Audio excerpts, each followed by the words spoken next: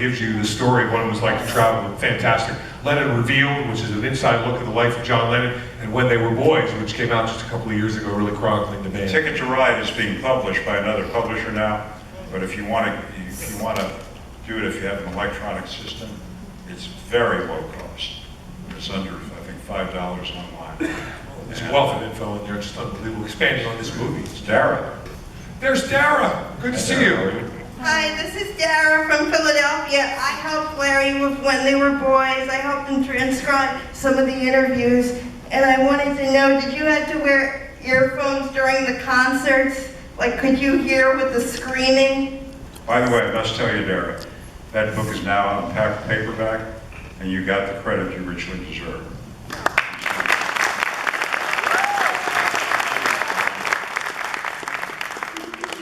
I didn't wear earphones, but I had to hold my ears sometimes. It was a little painful, especially at Shea Stadium. And the worst concert of all, the best concert in terms of excitement, but the worst concert of all was right here in Philadelphia. I eventually married one, but I knew that Philadelphia girls were crazy. Because I had never seen anything like that before. I mean, the cops who had just faced riots in the streets here, they didn't know what to do. And the kid would imagine this whole auditorium with folded seats, and everybody started rushing the stage, and all the seats started collapsing. And they would run up and try to get to the stage, and it was, without question, the wildest, craziest concert of the entire tours. Good to see you again, Derek. Great to see I was you, with your Derek. friend Paul McCartney the other night. Awesome. We have time for one more question because we have cleared the room for the next 10, 15 God bless screens. you, Larry. I was at that Shea Stadium show where that 45 minutes of music was just frozen in time.